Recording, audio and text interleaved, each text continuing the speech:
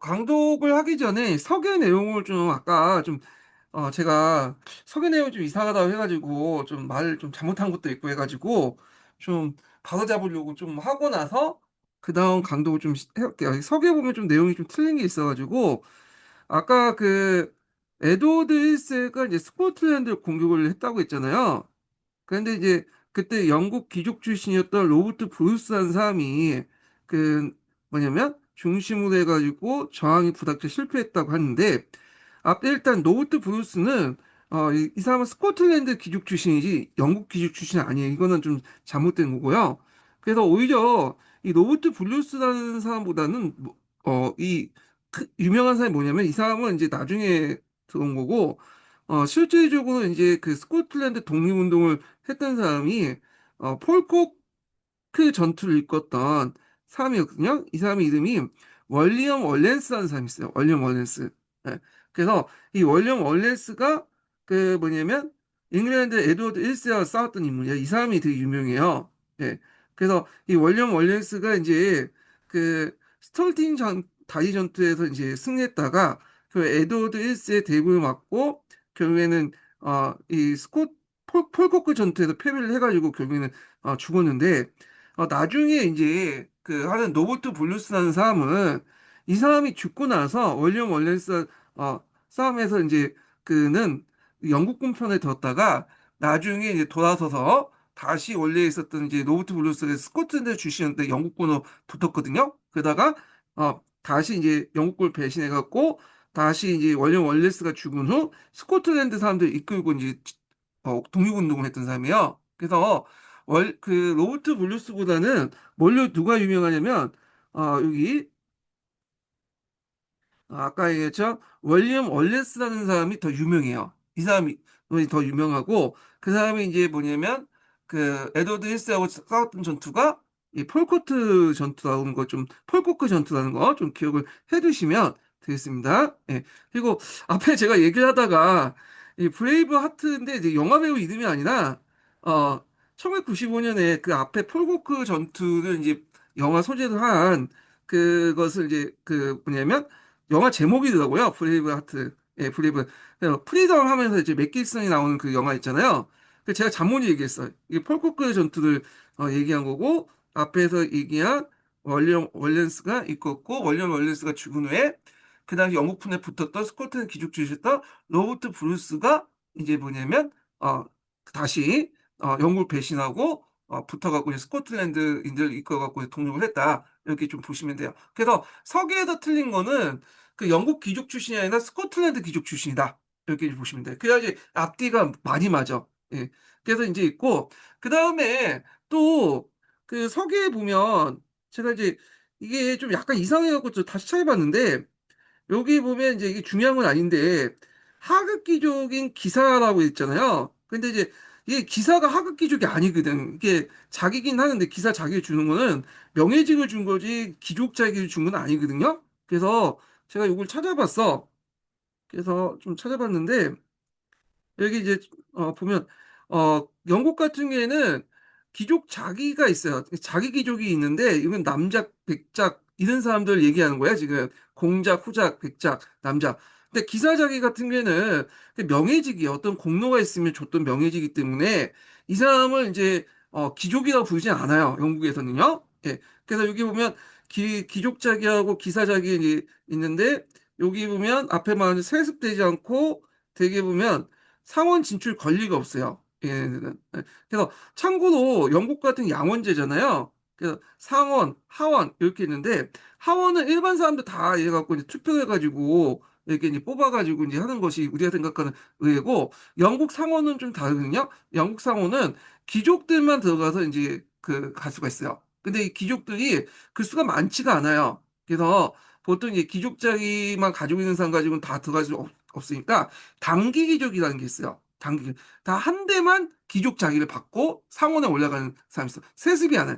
일반적인 우리가 생각하는 그 세습 귀족과 달리 단기 귀족들이 있다. 그러면 귀족 자기를 이제 이렇게 해갖고 받고 이제 상원에 올라가는데 그 아까 했지만 이제 기사라는 것은 이 단기 귀족이라든지 세습 귀족에 속해 있지 않는 사람들 얘기예요. 그 명예직이에요. 그래서 여기 보면 세습되지 않기 때문에 요 기사 자격을 받고 있는 사람들은 어떤 사람들이냐?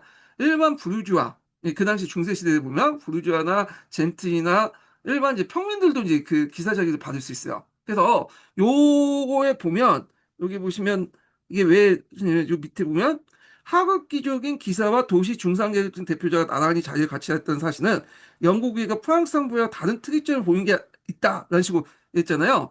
그런데 이제 요건 많이 틀리죠. 왜냐하면 앞에서 이제 그, 그 기사 자체가 기족이 아니라 명예직이고 그리고 중상 계급 안에서도 기사 계급이 있는 거야. 그러니까 요 안에 요런 관계지 대립된 관계 아니에요.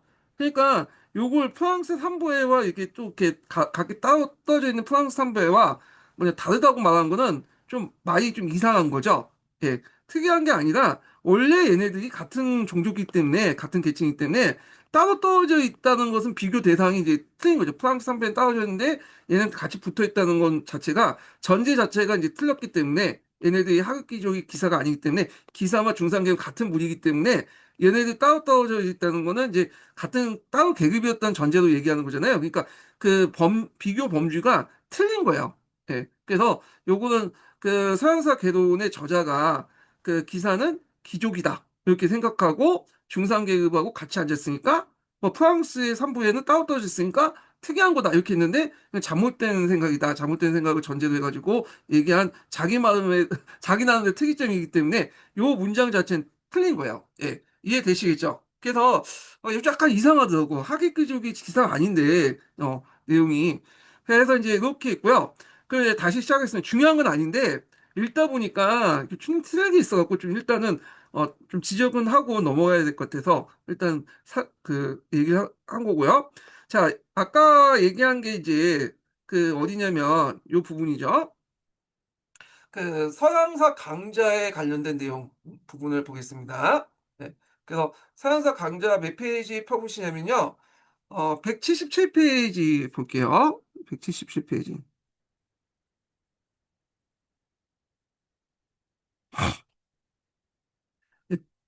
서양사 강좌는 이제 이거는 개정판이 아니라 예전판의 기준을 얘기하는 거예요. 177페이지를 좀 보겠습니다.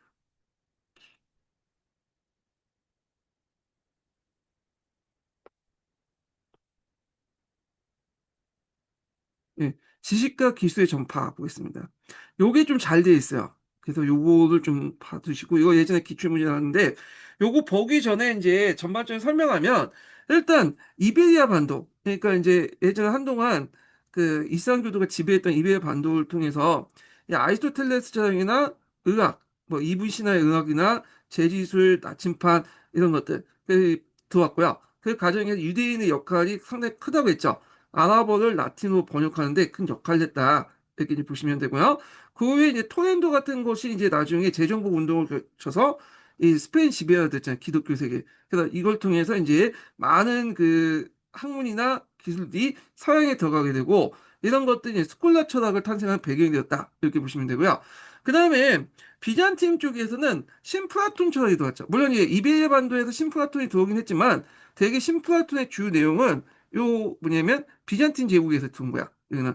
그래서 이 비잔틴 제국에서 이제 중세 시대부터 조금씩 들어오게 됐고 나중에 비잔틴 제국이 멸망하고 나서 그다음 비잔틴 제국에서 있었던 심프라톤 학자들이 이탈리아로 대거 이제 뭐냐면 그 들어가게 되죠. 망명에 들어가죠. 그러면서 그 피렌체에서 나중에 얘기했지만 심프라톤 학회 같은 것들 학교 같은 걸 만들어요. 예. 그래서 이런 거와 이제 연결시켜서 이제 보시면 되겠습니다.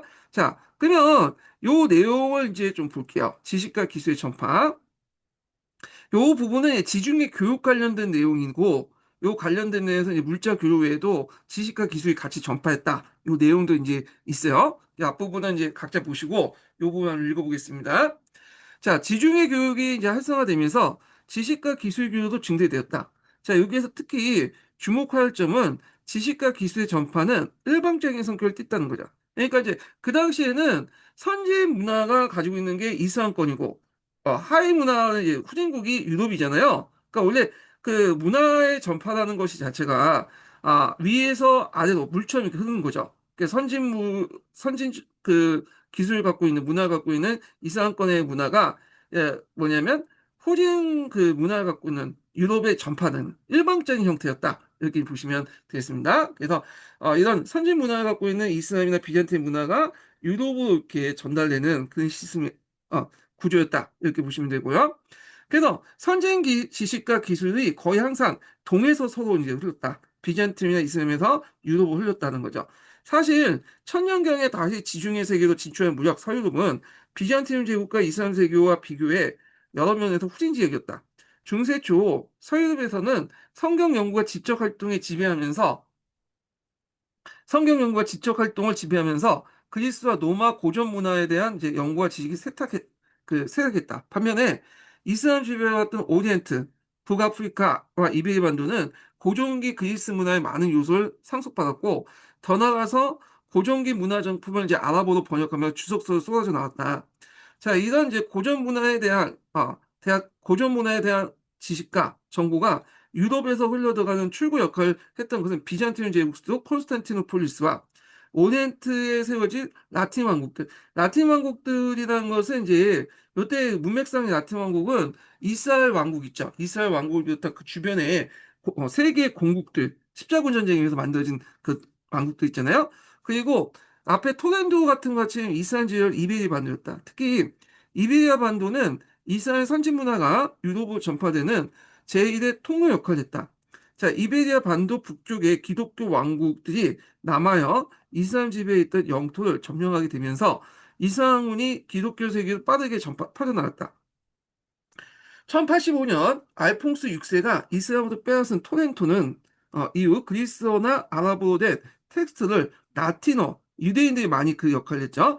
제일의 작업장이었다. 그래서 이 유대인들은 이 재정복 운동에서 큰 역할을 하죠. 금융도 대주죠. 그리고 지식도 공유해주죠. 근데 이제 나중에 재정복 운동이 끝나고 나서 유대인들을 이제 개종 안 한다고 해서 다 쫓아내버렸죠.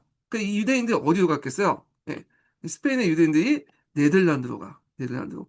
그래서 이 네덜란드의 암스테르담이 이제 뭐냐면 일종의 금융의 중심지로 이제 부각이 되고 스페인은 이 몰락하게 되죠. 예. 자, 뭐 이렇게 있는데 자, 카스티라의 왕 알폰스 10세의 후원을 받은 학자들은 천문학에서 섹스까지 이르는 다양한 주제를 다룬 아랍어 저작들 번역해 나갔다.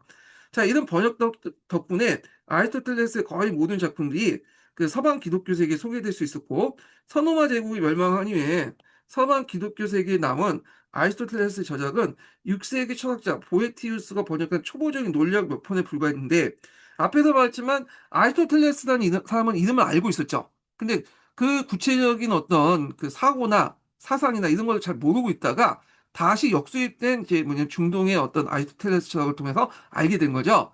그러면서 이제 기독교 세계 지적 혁신을 야기했고 스콜라 철학을 대표한 아퀴나스 신학대전에서 이 아리스토텔레스 철학의 이성과 기독교 신앙을 조화를 정복하였다. 자, 요거 관련돼서 예전에 기초에 나왔습니다. 요거.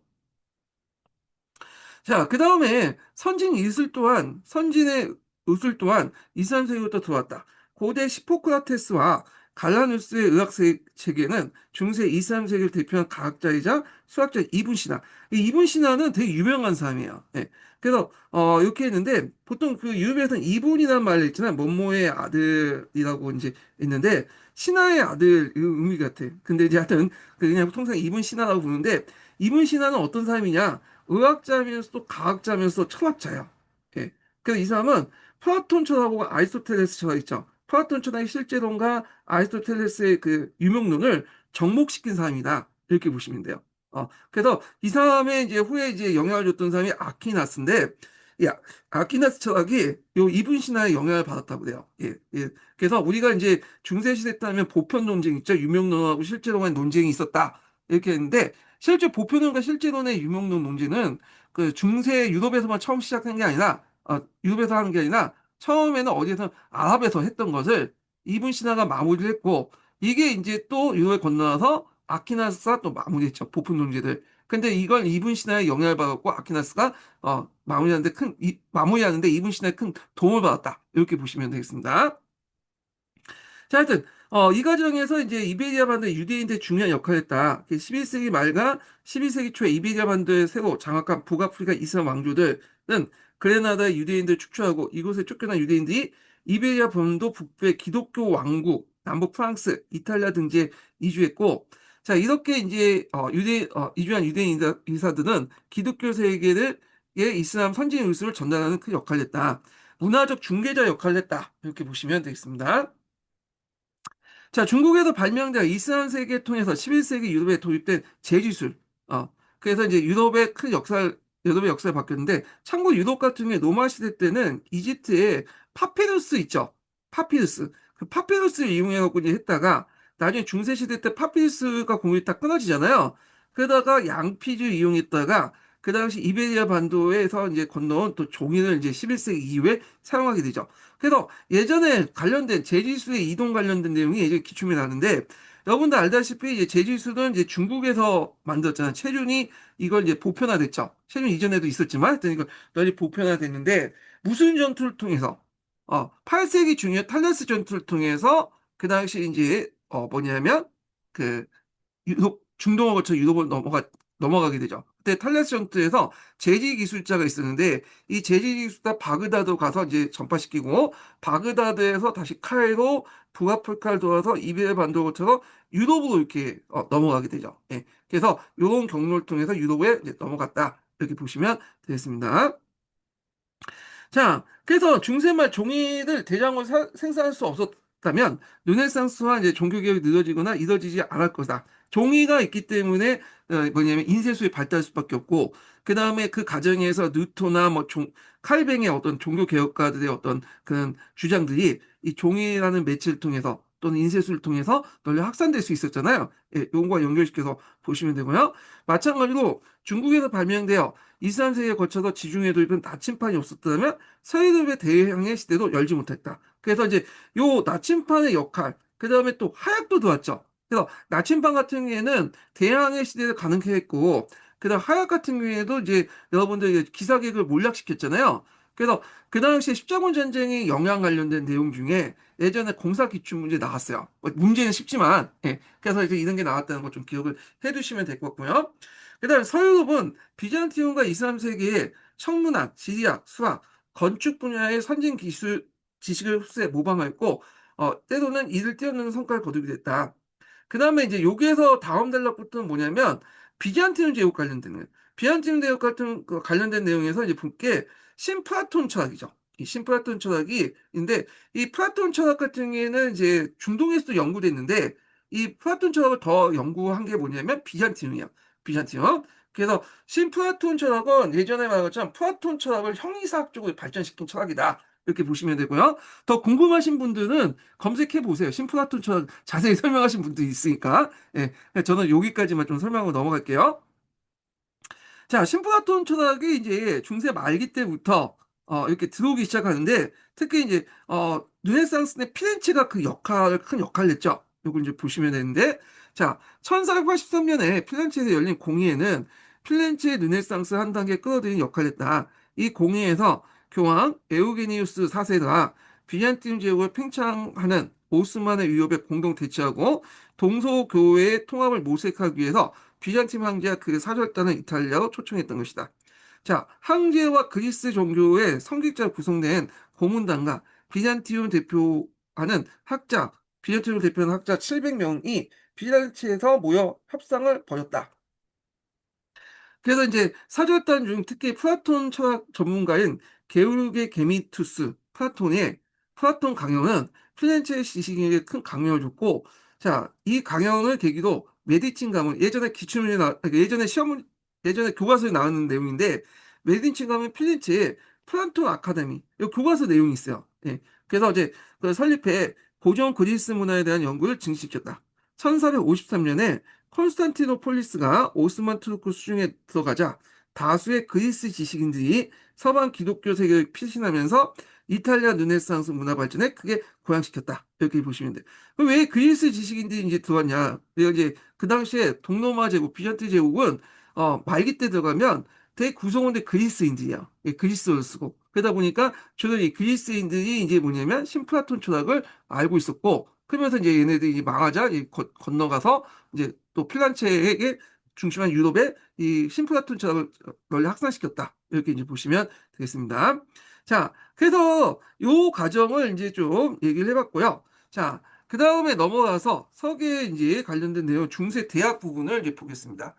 대학 관련된 내용은 예전에 한번 독립된 문제 한번 나왔고, 가끔씩 이제 뭐냐면, 같이 꼽사이 껴가지고, 뭐 새끼 문제 형식으로 이제 물어본 적이 있어요. 지도도 좀 물어보고 있고. 그래서 대학이 이제 중세 대학이 어떻게, 어디에 있냐, 이걸 좀 봐야 되겠죠? 일단 지도상을 보면, 시험 문제 많이 나오는 게 파리 대학이야. 파리 대학. 파리 있다. 여기 있죠. 그래서 파리 대학은 뭘로 유명하냐면 신학으로 유명해요. 교수 중심의 이제 대학이고 이 파리 대학 출신 중에 제일 유명한 사람이 토마스 아퀴나스죠.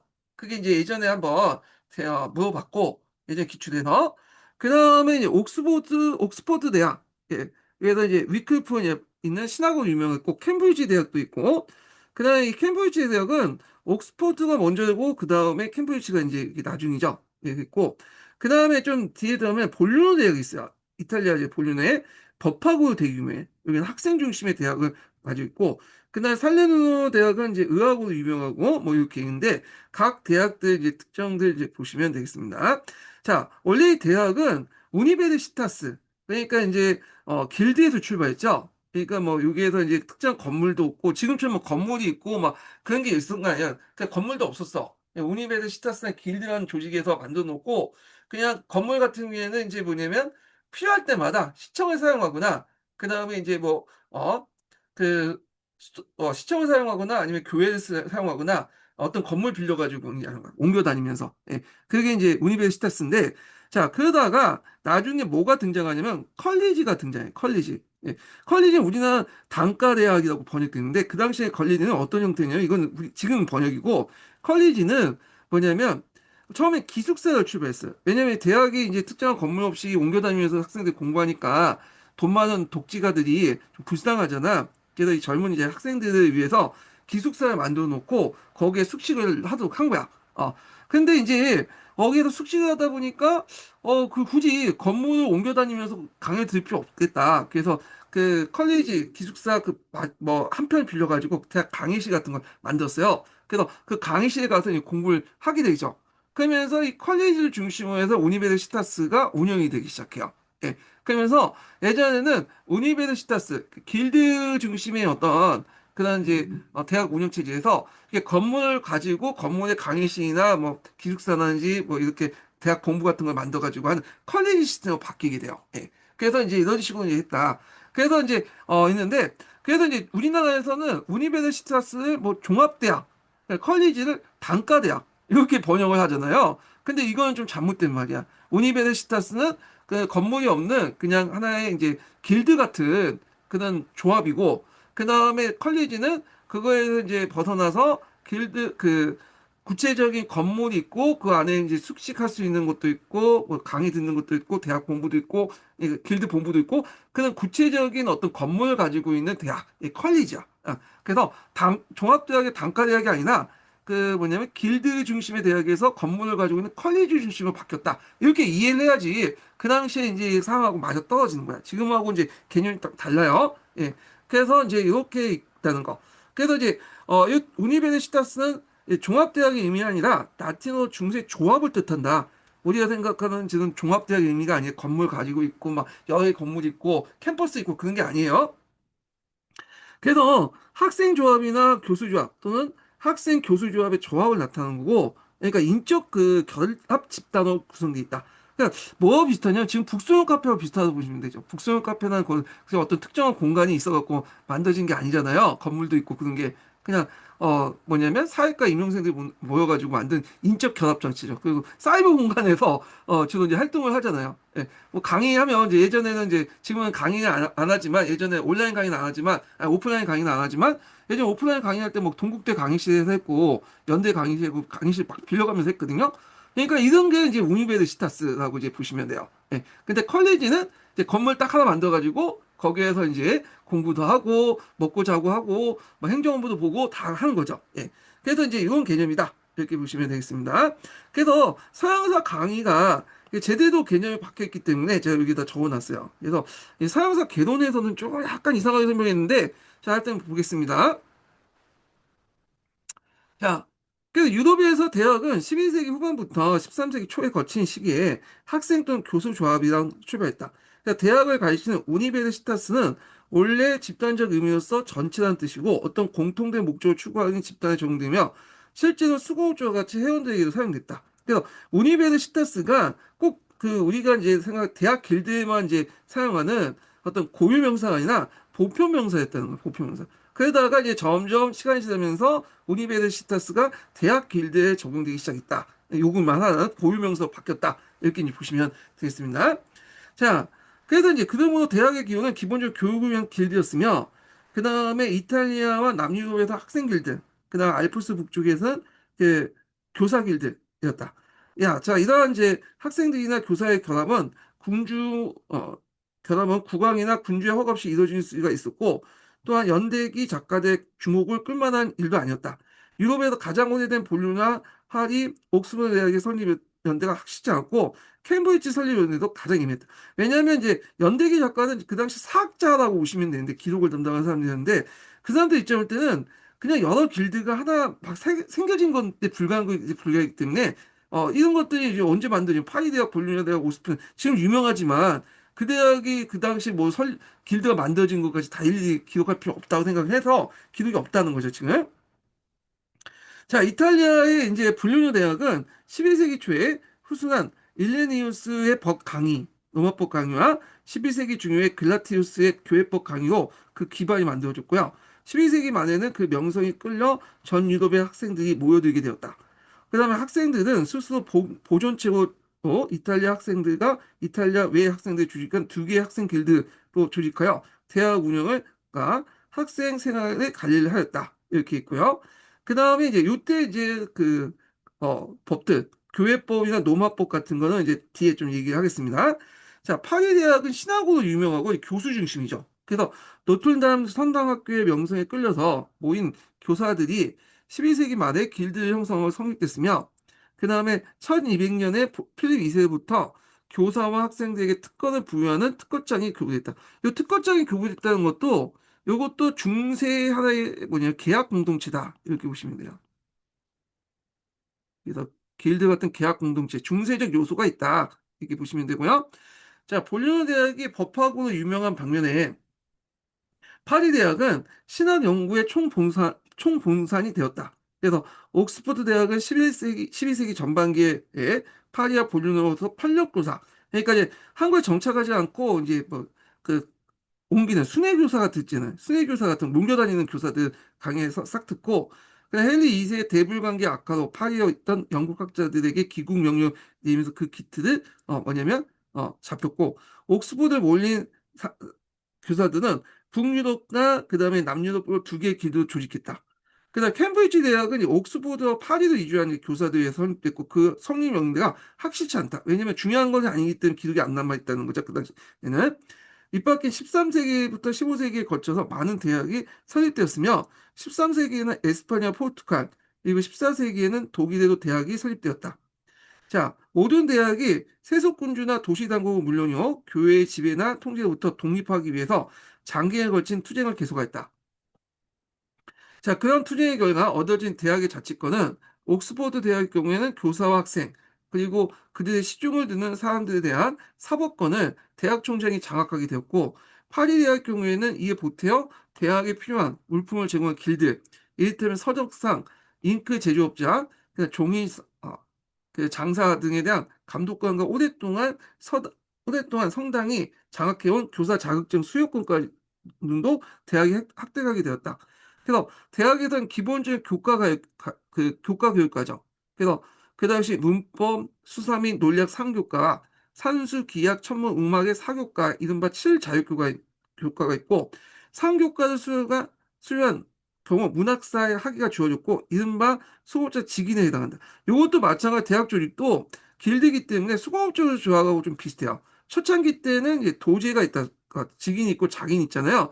마찬가지로 이제 여기 보면 첫 번째로 이제 보면 7자유가 이렇게 배우면 문학사가 주어지고 그 다음에 이제 처음에 들어가는 게 도제고 이게 하고 여기 문학사가 이제 직인 자격증을 받는 거 비슷하죠. 그리고 나서 나중에 이제 초고적인 교과를 가르치는 자격이 주어지고요. 5, 6년 동안 수업을 거치는 비로소 완전한 독립된 문학 석사를 가질 수 있다. 그 후 이제 7일 자유교과를 가르치면 이제 그 가르치는 교사가 되든지 혹은 또 전문학번 법률, 의학, 신학을 이제 전술 수학하는 길을 택한다. 그래서 여기 직인 같은 경우는 여기를 합한 석사와 학사를 얘기한 거고 문학사와 문학 석사를 얘기하고 요걸 이제 마스터하면 박사가 되는데 박사는 장인에 해당하죠. 그래서 법률, 의학, 신학 이렇게 하는데 제일 인기가 있는 것은 당연히 의학이죠. 의학과 법률이고 제일 뭐냐면 그 당시 이제 가치를 인정받는 신학이죠. 이렇게 이제 보시면 되겠습니다. 자, 그래서 전문 과정을 이수하면 박사학위가 수여되는데 제 중세에 있어 학문의 그 여왕격이었던 신학의 이수가 가장 어렵다. 즉 문학 석사는 4년을 이수해 비로소 신학사가 되고 그로부터 6년이 수학돼 수학의 신학 박사가 될 수 있었다. 자, 그렇기 때문에 중세 신학자들은 학생들이 돈벌이가 잘 되는 법학과 의학도 많이 택하다고 불편을 가했다. 자, 대학 구조문에서 중요한 발전은 칼리지, 여기 단과대학이라고 하는데 주의할 것은 이때는 지금은 단과대학이고, 하지만 요거는 지금 의미의 단과대학보다는 어떤 건물을 갖추고 거기에서 이제 학생들이 모여가지고 강의 듣고 숙식도 하고 행정 업무를 보는 그런 곳을 칼리지라고 하는 거예요. 예. 그래서 칼리지의 추천이다. 자, 이는 대학 밖의 인사에 대한 빈곤한 학생들에 위한 기숙사 설립이 그 기원이었다. 자, 이러한 이제 기숙사에서 빈곤한 학생들에게 무료도 또는 아주 싸게 숙식을 제공하였으며 교사가 상주하면서 학생들 수업도 지도했다. 최초의 칼리지의 하나였던 1258년 부유한 상인들이었던 로베르트 소로본이 주된 소로본 대학 지금도 있죠. 되게 유명한 대학이죠. 옥스퍼드공은 로체스트 주교 먼튼의 월터가 설립한 머턴 칼리지 거의 같은 시기에 북부 유럽의 대제후인 존 벨리온 선생 벨리온 칼리지가 가장 중요한 거다. 자, 이런 칼리지 설립자부터 강대한 토지와 지대를 기증받아 중세말 종합대학의 강의는 점차 중요성을 상실하고 단과대학의 어떤 대학이 대부분 차지했다. 근데 여기에서 이제 말하면, 종합대학, 유니베르시타스, 유니버시티라고 이제 이렇게 번역을 했잖아요. 근데 오늘날 그 종합대학 유니버시티가 아니에요, 여기는. 유니베르시타스라는 의미야, 그때는.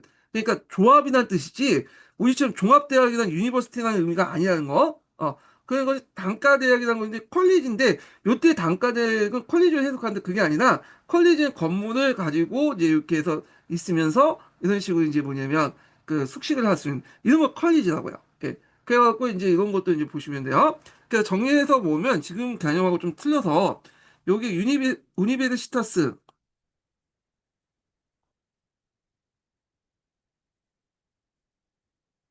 얘네들은 조합이고요. 여기 단순히 인적 결합에 불과해요. 예. 그리고 근데 이제 칼리지라는 것들이 등장하죠. 칼리지. 이거는 물적 기반이 있는 거야. 여기에서 이제 주로 강의도 하고 행정도 하고 이런 것도 있죠. 그래서 원래는 여기가 중심이었는데 여기의 중심지가 여기 옮긴 거야. 그리고 이제 우니베르시타스 안에 또 여러 칼리지가 있겠죠. 이런 식으로 의미해서 이제 보시면 되겠습니다. 그래서 우리가 생각하는 이 우니베르시타스는 종합대학, 이건 단과대학이라는 것보다는 우니베르시타스는 조합, 그다음 칼리지는 그 조합에 속해 있는 구체적인 건물 가지고 있는 이제 숙식할 수 있고 이런 그런 어떤 건물 그런 걸 컬리지라고 한다. 이렇게 보시면 되겠습니다. 자, 중세대학의 학생은 일단 승적에 속하고 성직자식으로 이제 삭발했으나 그 언동은 반드시 경건한 것은 아니었다. 연하게 열중한 면이 있는가 하면 술과 노래와 여자라는 청춘을 구가하는 낭만적인 동시에 방장면도 있었다. 뭐 이렇게 있는데 이건 그냥 넘어갈게요. 자, 그래서 이제 이러한 결합에도 불구하고 대학의 중세문화 발전에 헌재한 공헌을 하였다. 대부분 정형학자는 대학에 속해 있었고 그 학부는 그 분야의 최고 권위자를 뭐냐면 인정되고 있었다.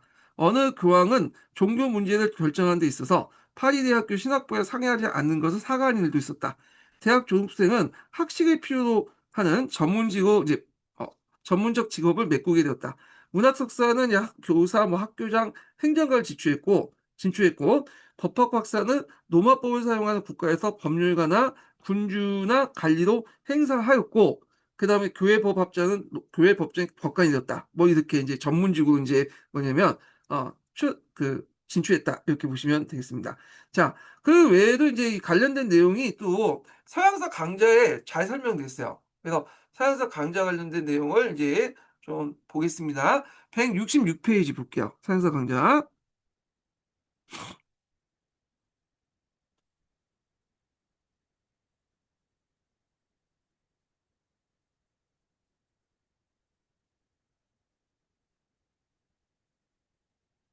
서양사 강좌가 여기 있는데, 여기. 자, 여기 보겠습니다. 자, 스쿨라청은 처음에는 스토리나 대성당의 부속된 학교에 자랐으나 그것이 이제 크게 발전한 대학에서였다. 12세기 이르러서 대성당 주위에 성직자들 양성하기 위한 학교들이 들어서 있었으며 이런 학교들 가운데 몇몇이 이 시기에 지식인들 사이에 널리 퍼져 지적 활동 활기 속에서 최초의 대학을 발전했다. 자, 라틴어 대학을 이끌는 말은 우니베르시타스, 원래 전체란 뜻이지만 길드를 가리킨 말이었다. 원래 오니베르시타스가 그 대학 길드만 얘기한 게 아니라 전반적인 이 길드를 얘기한 건데 앞에서 말했던 시간이 지나면서 오니베르시타스가 대학 길드를 지칭하는 이제 고유명사가 됐다. 이렇게 이해를 해주시면 되고요. 자, 대학은 말하자면 지식인들 길드로 이러한 길드가 처음 조직한 건 이탈리아 볼로냐와 프랑스 파리였다. 볼로냐 대학은 로마 법학자 이드네리우스의 명성에 따라 모여든 학생들이 조직한 길드였으며 1200년 존왕 필립 2세가 부유한 특허장에 처음 언급된 파리 대학은 노트르담 성당학교와 아벨레로 같은 이제 저명한 신학자 명성에 끌려 모여든 교사들의 길드였다. 이제 볼리노 대학은 이제 학생들 중심이었죠. 그래서 볼리노 대학에서는 길드를 대표하는 학생장이 사실상 대학 총장으로서 학위 수요에 관한 업무를 제한 교사 초빙이나 수업과 재정에 대한 대학 운영 전반에 걸쳐 주도권을 가졌으며 파리 대학에선 그러한 주도권이 교사 조합의 수준이 있었다. 자, 중세 말에 가서는 대학 운영이 결국 교사들을 중심으로 이루어졌지만 초창기 때는 학생이 된 교사든 조합을 결성한 이유는 각지에 모여든 학자들이 시민권이 없는 이방인 처지에서 자신의 안전과 권익을 보호하기 위해서였다. 그래서 그 우니베르시타스를 뭐냐면 조직한 이유에 대해서 지금 나와 있죠. 예. 볼로냐와 파리에 이어 잉글랜드 옥스퍼드와 캠브리지에서도 대학이 등장했으며 이후 13세기, 15세기 때 동안 유럽 각지에 많은 대학들이 설립되었다. 초창기 때 자생적인 대학들과 달리 후기에는 군주와 제후, 교황을 비롯해서 고위 성직자 등 성속의 권력자와 도시당국대 후원에 의해서 세워진 대학들이 많았다. 자, 어느 경우든 대학들은 교회와 권력의 간섭과 통제를 벗어나 자율적으로 대학을 운영할 수 있는 강력한 권리를 얻어나갔고, 그 다음에 대학인들은 성직자에 준하는 사법상의 면제권을 누렸으며, 대학 총장이 대학 구성원과 관련자에 대한 사법권을 행사했다. 자, 이런 것들은 다 중세적 계약 문서였던 이 특허청에 다 기록이 돼 있어요. 있죠? 자, 상인 및 수공업자 길드의 도제, 직인, 작인 같은 위계서열이 있듯이 지식인들 길드 대학에서 아까쯤 말했지만 몇 단계 진급 및 취득 과정이 있었고, 일단 대학에 입학한 학생은 주로 문법과 논리학을 배우고 소종의 과정을 익숙하면 문학사가 되고 학사는 교사의 도제로서 직인으로서 여기는 도제라고 적혀 있는데 또 서양사 개론에선 직인이라고 이제 했죠. 하여튼 뭐 넘어가고 단계가 있다는 것만 좀 기억을 해두시면 될 것 같고. 그래서 이제 새로운 이제 신입생을 지도하면서 몇 년 동안 수련 과정을 마치면서 완전한 교사 자격을 갖춘 문학 석사가 되었다. 자, 석사는 더 이상 수업을 하지 않고 자유교환과의 교사가 될 수 있고 아니면 상급 학부에 진학해 더욱더 긴 수업 과정을 들을 수 있었다. 자, 이렇게 상급 학부는 신학, 법학, 의학 전공 과정이 있었고 해당 과정을 이수하면 박사가 되었다. 예컨대 모든 학문의 여왕을 통했던 신학 박사가 되려면 사실상 14년 이상의 수련을 거치고 35세 이상이 되어야 했다. 그래서 젊은 학생들이 어려운 신학을 기피하고 돈벌이가 되는 법학과 의학으로 몰리는 세태를 개탄하는 목소리가 신학자 사이에 간간히 나왔다. 이렇게 있고요. 자, 그 다음에 칼리지와 관련된 내용들이 있죠. 자, 부유한 집안의 학생들은 숙소를 마련하고 심지어 하인들까지 두고서 학교에 다녔지만 그 대부분의 학생들은 형편이 매우 옹색했고 여럿이서 이제 세내어 함께 사는 학생들이 있었다. 이런 가난한 학생들을 위해 독지가들이 기숙사를 설립하고 이곳의 교사들이 학생들의 생활과 학업을 지도하면서 칼리지가 탄생된 것이다. 네, 파리의 소르본, 옥스퍼드의 먼튼 칼리지, 케임브리지의 피터하우스는 13세기 후반에 세워진 최초의 칼리지였고 번번한 고민과 강의실이 없었던 상황에서 종종 도서실까지 갖춘 컬리지들은 수업하고 연구하기 아주 좋은 시설이었다. 자, 이런 컬리지들이 점차 드러나고 독자적인 고수진과 운영권을 가지게 되면서 중세만의 대학 교육의 상당 부분을 이 컬리지들이 담당했다. 이렇게 보시면 돼요. 그래서 대학의 이제 중심이 우니베르시타스에서 컬리지로 이렇게 이동했다. 이렇게 보시면 될 것 같고요. 자, 그 다음에 요 밑에는 그 대학이 중세 대학의 어떤 영향, 그다음 한계 이런 것들이 나와 있어요. 그럼 보면 먼저 영향 관련된 내용들이 이제 보는데, 자, 중세 말의 대학은 지식기관으로서 초창기처럼 활력을 띠지 못했다. 대학 자체가 하나의 이제 기득권 집단이 되었을 뿐만 아니라 학문을 연구하는 학자들보다는 국가나 교회의 충복도를 더 많이 배출하게 되었고, 그 다음에 이와 함께 정치 권력과 점점 긴밀하게 뒤엉키게 되었다. 스콜라처 또한 활력을 잃어버렸으며 군주의 새로운 지식 문화의 중심지로 뭐냐면 떠올랐다. 이거 있는데, 자, 이거는 서강자의 의견이고, 이건 잠깐만요. 예, 한 개부터 얘기한 건데, 아, 여기 의의가 아니라 한 개 나오는데, 그 다음에 뒤에 의예요. 예. 그래서 이제 있는데, 요거는 서강자에만 있는, 개인적 의견 같아. 모르겠어. 어디가 출처인지 잘 모르겠는데, 일단은, 이렇게 한번 물어볼게요. 이것도 한번 물어봐야지, 한번 더. 예. 갑자기 궁금해지네. 이거 어디가, 뭔가 근거가 있으니까 얘기했을 거 아니에요? 자, 챗GPT한테 물어보겠습니다.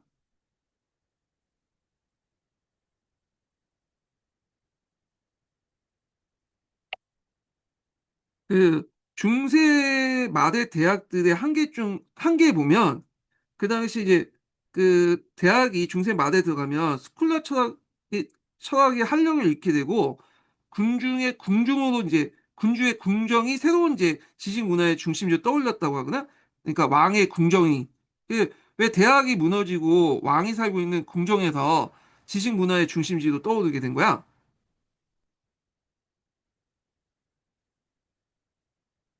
좋은 질문이에요. 이건 단순히 대학이 망하고 왕궁이 떴다는 얘기라기보다는 중세 후기로 넘어가면서 지식의 권력 중심이 이동했다는 걸 말하는 거예요. 자, 이제 그 흐름을 제대로 이해해 볼게요. 먼저 스콜라 철학이 뭔지부터 짚어야 해요. 스콜라 철학은 중세 대학에서 주로 가르치던 철학 체계였고 아주 체계적이고 논리적인 방식으로 신학과 철학을 연결하려 했어요. 토마스 아퀴나스 같은 인물이 대표적이죠. 근데 이 철학의 핵심은 신앙 중심의 지식 체계예요. 즉, 진리는 이미 성경과 교회에 있고 우리의 역할은 그것을 논리적으로 해석하는 것이다라는 거죠. 하지만 시간이 지나면서 유럽 사회가 바뀌기 시작해요.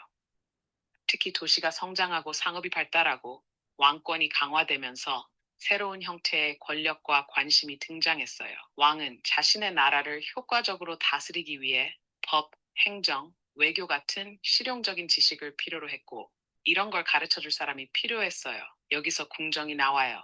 왕의 궁정은 단순한 집이 아니라 정치와 문화의 중심이었고, 왕은 유능한 문필가, 철학자, 과학자, 의사, 행정가들을 초빙해서 자기 주변에 두기 시작했어요. 즉, 왕의 궁정이 새로운 지식의 수요처가 되면서 자연스럽게 거기서 새로운 지식 문화가 발전하게 된 거죠.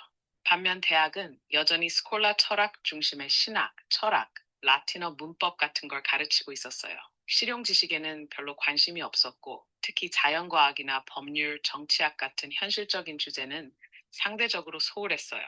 그래서 지식의 무게 중심이 교회 중심의 대학에서 세속 권력 중심의 궁정으로 옮겨간 거예요. 이걸 비유로 설명하자면 대학은 오랫동안 지식의 도서관이었다면 왕의 궁정은 점점 지식의 실험실이 되어갔던 거예요. 이 둘은 공존하기도 했지만 점점 궁정이 더 매력적인 역할을 하게 된 거죠.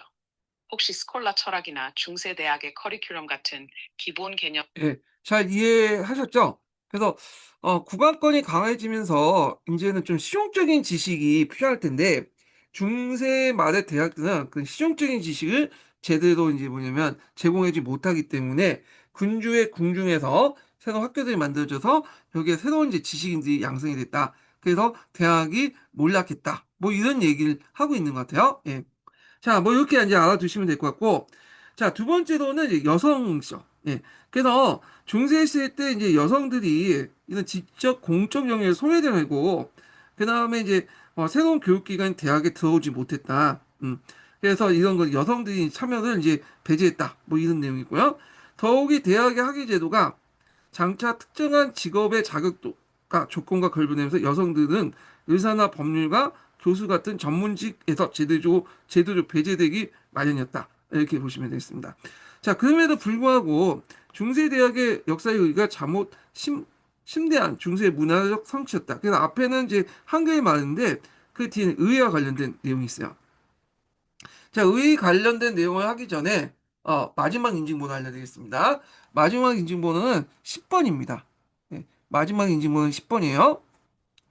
자, 중세대학은 로마 제국의 멸망 이후 문명의 등불을 근근히 보존해오던 수도원과 성당학과 뒤이어 지식 생산과 전수의 중심지로 자리 잡았고, 이로부터 시작된 대학의 지적 헤게모니는 오늘까지 이어지고 있다. 자, 학문의 중심지인 종교기관에서 세속적인 대학으로 이동함으로써 오랫동안 성직자들이 독점했던 지적 활동의 저변이 훨씬 더 넓어진 것에 또한 문화사적 의의가 대단한 것이다. 또한 대학과 더불어 지적 노동의 대가로 살아가는 새로운 유형의 지식인 계층들이 등장했을 뿐 아니라 수많은 사람들이 대학이 새로운 신분 상습의 통로로 구실하게 되었다는 점 또한 그 의의가 적지 않다. 이렇게 있죠. 그래서 대학 관련된 내용을 이제 좀 봤고요. 그 다음에 볼게 이제 그 스콜라 철학 관련된 내용이에요. 서기에 보면 스콜라 철학이 있는데 이 스콜라 철학이 은근히 많이 나오더라고요. 예. 그래갖고 예전에 객관식 기출 때 상당히 많이 나왔어요. 어, 그래서 이제 있는데 최근에는 좀 안 나오긴 해요. 최근에는. 근데 스콜라 철학 하신 분들이 좀 그 서양 중세사 전공하신 분 중에 스콜라 철학에 되게 관심이 많거나 전공하신 분들이 좀 많기 때문에 여기 나올 가능성이 되게 많거든요. 그래서 요거를 이제 좀 보겠습니다. 이게 철학하고 관련되어 있기 때문에 좀 이해하기 어려운 부분도 되게 많아요. 그래서 일단은 좀 볼게요. 자, 교회에서 지배되었던 중세에 있어 대표적인 학문은 교회 학문, 즉 신학이었고 철학은 이에 봉사한 신이었다. 예, 그러니까 그 당시에는 신학하고 철학이 분리된 게 아니라 같이 합쳐졌죠. 그래서 철학이라는 것은 그 신학의 어떤 봉사한 신으로서 신의 존재를 철학적으로 입증을 해주는 그런 역할이야. 그러니까 신학과 철학이 같이 플러스된 그 시대였다. 이렇게 보시면 될 것 같고요. 자, 중세학문을 대표하는 신학적인 철학체계를 스콜라 철학 또는 스콜락이라고 하며 그것이 주교 성당이나 수도내 부속학교인 스콜라에서 이제 명명을 유지하고 자랐기 때문에 그렇게 불렸다. 그래서 이제 이 스콜라 철학은 출발점은 이렇게 스콜라에서 이제 그 했지만 나중에 이제 12세기 이후부터는 이제 대학으로 그 중심이 옮겨가게 돼요. 예. 자, 그 기반이 됐던 게 로마 시대 교부 철학과 아우구스티누스 철학인데, 일단 이 교부 철학이라는 것은 이제 원시 기독교 철학이라고 보시면 돼요. 예. 그래서 이렇게 이제 보시면 되고, 그리고 이제 이 교부 철학을 확립했던 사람이 누구냐? 아우구스티누스죠. 요거 예전에 기출문에 나왔죠. 요 사람 아우구스티누스. 예. 그래서 이 교부 철학과 아우구스티누스의 철학의 기본적인 바탕은 뭐냐면 플라톤 철학이야. 플라톤 철학. 그래서 플라톤 철학을 동원해갖고 신앙을 이제 강조하는 신의 어떤 존재를 입증하는 그런 철학이 이 교부 철학, 아우구스티누스 철학이다. 이렇게 이제 보시면 되겠습니다. 자, 그래서 21세기부터 12세기 거쳐 23세기부터 새롭게 들어온 아리스토텔레스 철학인데 이 아리스토텔레스 중심의 이제 철학을 이제 고대 철학이 들어오니까 이때 이제 종전의 교부 철학과 어떻게 정목을 시키냐 그게 이제 그 주요 화제였죠. 그러면서 이때 이제 스콜라 학자들 사이에 무슨 논쟁이 있었냐면 보편 논쟁이 있어. 그러면서 이렇게 논쟁이 나면서 이제 스콜라라는 학문이 발달되기 시작했다. 이렇게 보시면 돼요. 그래서 정리해서 얘기하면 이 스콜라 철학은 종전의 교부 철학, 플라톤 철학을 바탕으로 이제 철학 체계가 있었는데 아리스토텔레스 철학이 들어오면서 이 교부 철학과 아리스토텔레스, 그러니까 플라톤 철학과 아리스토텔레스를 어떻게 정복화시킬 것인가 그런 과정에서 뭐냐면 그 스콜라 철학이 발전됐다. 그리고 그 과정에서 이제 보편 논쟁 같은 것들이 등장했다. 이렇게 보시면 되겠습니다. 그래서 이때 스콜라 철학은 학자들은 그냥 아리스토텔레스 철학과 플라톤 철학을 가지고 신의 존재를 증명하려고 했어요. 어. 자, 이걸 이제 하는 과정에서 이제 뭐냐면 이성과 신학을 어떻게 조화를 할 것이냐 가지고 있고 그 과정에서 뭐 실제 논이니 뭐 이게 명목 논이니 하면서 논쟁이 펼쳐지게 되죠. 이게 이제 보편 논쟁이죠. 이건 중동에서도 이제 이미 이슬람에서도 이제 그런 논쟁이 있었다고 아까쯤 얘기했죠.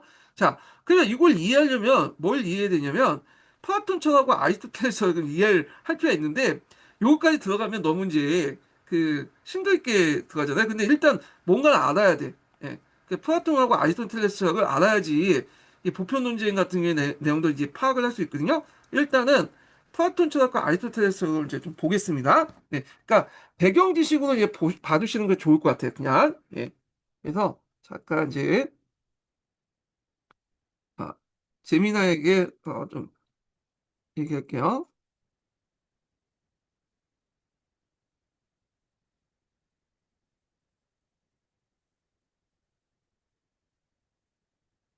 우리가 뭐 여기까지 전문가 수준 아니니까 고등학교 수준으로 이제 좀 알려달라고 할게요.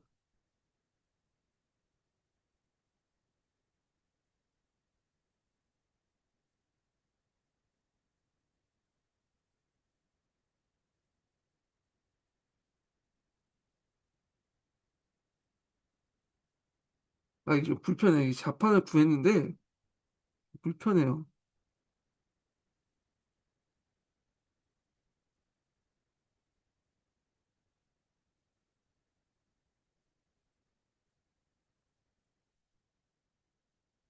네.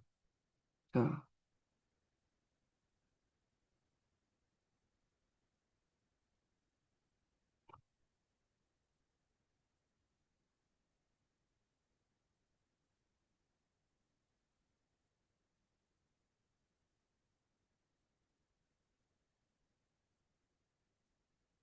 자. 그래서 이제 얘가 이제 이런 식으로 알려줬거든요. 예. 그래서 한번 얘가 한번 알려준 거를 좀 이렇게 좀 보겠습니다. 예. 좀 자세히 알고 싶은 분들은 찾아서 이제 검색을 해보시고, 여기는 이제 고등학교 수준에서 이제 파악하고 넘어갈게요. 일단 그걸 이제 알고, 그 다음에 이게 왜 교부처하고 연결되어 있는지 좀 보겠습니다. 예, 좀 늦게 얘기하더라고요, 얘는요.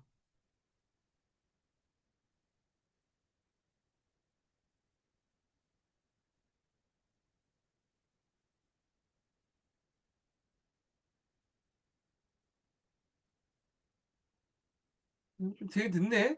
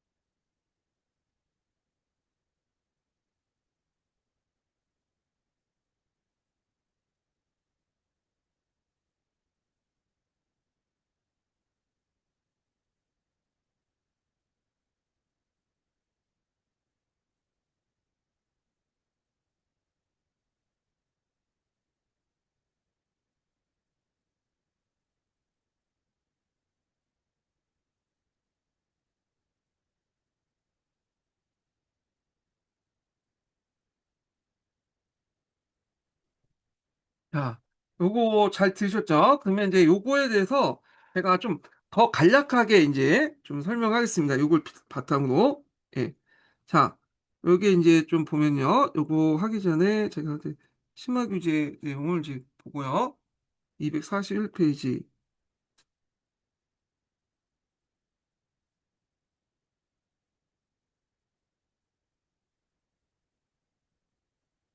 여기다 얘기하면 되겠네. 음. 자, 여기 뭐 이데아론이라는 것은 이걸 이제 이해하기 전에 서양인들 사고방식을 좀 볼 필요 있어요. 서양인들은 그 눈에 보이는 형상이 있어요. 형상이 있고 이 형상을 뒷받침해 눈에 보이지 않는 실제라는 게 있다고 생각하거든요. 이 실제. 예. 그래서 이 실제에 의해서 현상이 움직인다. 이렇게 이제 보고 있어요. 그래서 요 이데아론, 플라톤 이데아론도 이렇게 이제 두 개로 봐야 되는데 현상계가 있고 눈에 보이는 이제 잠깐만요. 눈에 보이는 형상계 있죠? 형상계가 있고 그 다음에 눈에 보이지 않지만 그 눈에 보이는 것을 움직이는 이데아가 있어. 이데아. 이걸 이제 이데아인데 그래서 이데아가 있고 이 현상계는 이데아의 어떤 복제품이야. 그래서 예를 들어서 아까 얘기했던 뭐 나무가 있으면 나무의 그 이상적인 그 모델은 이데아가 있고 현상계는 이제 이 나무의 복제품, 나무가 있긴 있지만 나무의 90% 정도만 복제를 하는 그런 것들이 있단 말이야. 그러면 요걸 나중에 교부처에서는 어떻게 이제 해석을 하냐? 얘네들 이걸 그런 관념을 가지고 자, 그래서 이제 이데아는 앞에서 말 신의 세계죠. 현상계는 인간이야. 그래서 인간은 신의 세계를 뭐냐면 복제한 그 존재죠. 그래서 100% 이게 90%잖아요. 그러니까 이제 인간은 그 신의 세계를 가기 위해서는 자신이 가지고 있는 육체 틀을 벗어나서 열심히 기도하고 그걸 하면서 신앙을 생활을 통해서 신의 세계로 돌아갈 수 있다.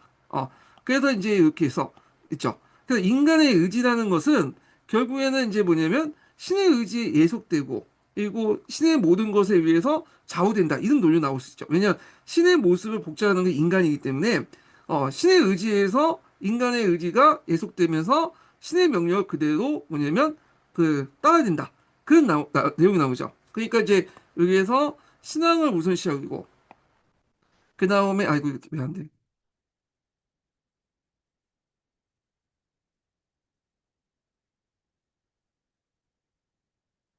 아이고 이게 안 되네요. 잠깐만요. 좀 기다려 주세요. 예.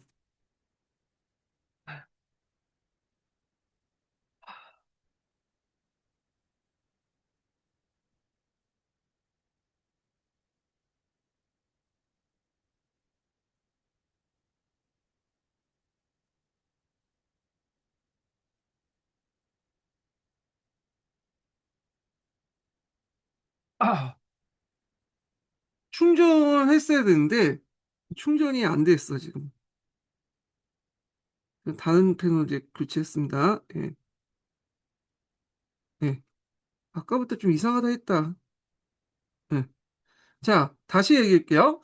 자, 이데아는 신의 세계고 형상계는 인간의 세계란 말이야. 그래서 인간은 육체를 벗어나기 위해서 뭐냐면 신앙을 통해서 이제 육체를 벗어나서 이데아 세계에 넘어갈 수 있다. 이렇게 보시면 되고 그다음 인간은 신에 의한 복제품에 불과하기 때문에 항상 신의 의지에 인간의 의지가 예속되는 그런 것들이죠. 신의 명령에 따라서 인간의 의지가 예속돼 있고 신이 인간의 모든 것을 좌우한다.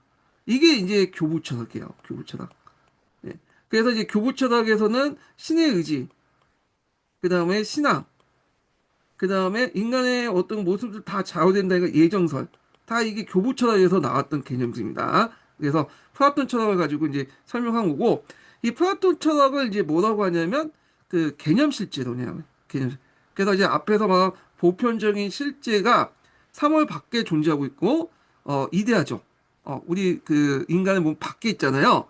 그래서 신의 의지 또한 밖에 있고, 인간의 의지를 통해서, 그러니까 인간이 그걸 뭐냐면 신앙을 통해서 탈출해가지고 신의 세계에 도달하는 그 신앙이 강조되는 그런 것들이 뭐냐면 보편 실제론이다 이렇게 보시면 돼요. 아니, 개념 실제론이다.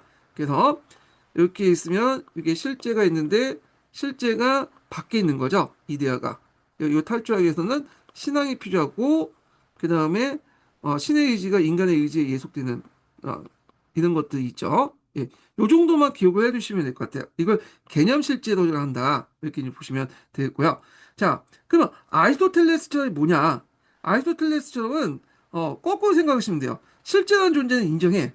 실제는 있는데 실제의 존재가 안에 있어. 인간 이성 안에 있어요. 예. 그래서 이성을 상대해주고 신앙보다 더 강조하고 있다. 이렇게 보시면 내 마음 속에 뭐냐면 하나님의 모습이 들어가 있다는 거야. 이게 실제 모습이. 음. 그런 것도 좀 같이 기억을 해주시고요. 근데 또 아리스토텔레스 철학은 또 다르게 해석하면 실제론적으로 해석할 수 있지만 형상적인 모습을 더 강조하는. 그러니까 이제 실제는 없고 형상만 있다. 이런 게 유명론. 요거 해석할 수 있죠. 예. 그래서 이제 이렇게 있고 유명론도 크게 이제 구유명론과 신유명론이 있는데 실제는 존재하지 않지만 그래도 유사한 개념이 있지 않냐. 인식의 주관적 유산성을 강조하는 게 구유명성이고 신유명론은 아예 주관적 유사성을 부정하고 그냥 다 하나하나 그 뭐냐면 인정해주는 그런 것들이죠. 그래서 예를 한번 들어볼게요. 네. 플라톤의 이제 개념 실제로는 보편적 실제가 사물 밖에 존재하는 거예요. 그래서 그걸 이제 뭐냐면 있고 연필이나 추상적 개념이 연필의 개념을 떠나서 그 역사, 정치, 경제적으로 실제를 한다는 거죠. 그 이상의 의미로 밖에 있다는 거고. 그리고 우리가 눈에 보이는 그 연필은 90%의 이제 뭐냐면 그 이데아의 복제물에 불과하기 때문에 이게 참된 그 연필이 아니다 이런 생각이죠. 원본 실제로는 연필은 추상적 개념, 실제라는 것은 그 역사, 정치, 경제의 실제가 존재하지만 이게 개별 안에 존재하는 거야. 우리 몸속에 안에 존재. 떠나서. 그러니까 이걸 신앙하면 신앙을 통해서 우리 육체에서 벗어나서 신의 어떤 세계에 진입해야 되고 우리 안에 있기 때문에 신의 세계는 우리 안에 있기 때문에 이성을 이제 통해서 신의 세계를 볼 수 있다. 이런 내용이죠. 예. 근데 이제 여기에서는 실제를 인정하지 않아. 실제는 존재하지 않고 다만 연필이라는 것은 개별 그 개체에 대한 어떤 그 뭐냐면 이름에 불과하다. 유명이라는 것은 단지 이름에 불과하다는 뜻이야. 개별 집합 명사에 불과하다는 거죠. 다만 우리가 연필이라고 인식한 것은 그 유사성 때문에 그 인식을 한 거다. 그래서 이걸 뭐라고 해? 개념론이라고 해. 개념론. 그래서 우리가 1 플러스 1은 2라고 하잖아. 1이라는 개념과 2라는 개념은 두 개가 있죠. 연필도 하나, 연필하면 두 개가 있잖아. 똑같은 연필 합치면 두 개가 있죠. 근데 신유명론은 이런 이제 유사성조차도 부정을 해요. 그래서 연필한 말은 실제로 존재하지 않을 뿐만 아니라 유사성조차도 존재하지 않는다. 그냥 연필을 지칭하는 호칭에 불과하고 연필 외에도 다른 사람이 연필이나 호칭을 붙일 수 있다. 이런 논리. 그러니까 이제 우리가 연필 하나와 연필 하나가 있으면 두 개라고 하지만 근데 똑같은 연필이라도 여기가 0.1kg라도 이제 말이 1kg, 이렇게 2kg 하지만 실제 재봤더니 여기 1.0001kg가 될 수 있고 여기 1.00 뭐 5kg, 5g 돼 있잖아요. 이렇게 조금씩 다르단 말이야. 그렇기 때문에 이게 비슷해 보이지만 실제 다르다. 다 이제 하는 거죠. 이게 이제 신유명론이야. 예. 그래서 요게 이제 개념 실제론, 온건 실제론, 그 유명론, 또 유명론도 구유명론, 신유명론이 나는데 여기 온건 실제론하고 이렇게까지 연결한 건 아리스토텔레스하고 연결된 거고요. 그 다음에 개념 실제론을 연결되는 건 플라톤 철학하고 연결해요. 그래서 얘네들은 이제 뭐냐면 여기 교부 철학이고 그 다음에 요게 아리스토텔레스 철학하고 이제 교부 철학이 결합된 것이 스콜라 철학이다. 이렇게 이제 보시면 되겠습니다. 자, 그래서 이해는 잘 안 되시겠지만 대충 요 정도 선에서 파악을 해두시면 될 것 같아요. 그러면 더 나아가서 이제 좀 아리스토텔레스 철학도 이제 좀 보겠습니다. 예. 그래서 좀 아리스토텔레스 철학하고 그 이제 그 유명론하고 온건 실제론 관련된 내용을 좀 물어볼게요. 예.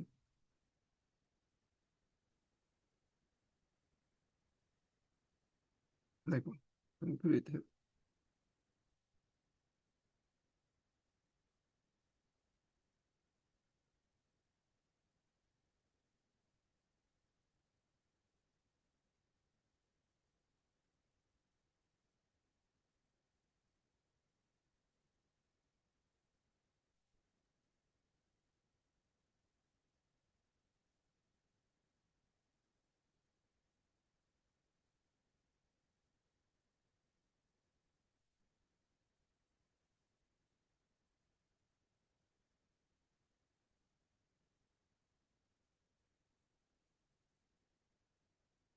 아, 이게 잘 안 쳐져요. 이게 잠깐만요. 뻣뻣해서 안 쳐지나?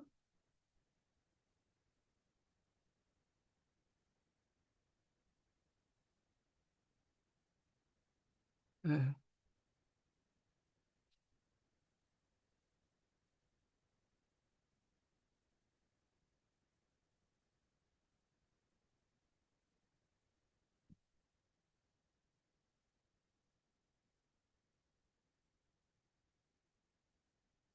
자, 그래서 이제 요 온건실제론하고 그 다음에 유명론 관련된 내용인데 그 읽을게요. 이게 온건실제론은 그 아리스토텔레스의 관점을 이어받은 철학이죠.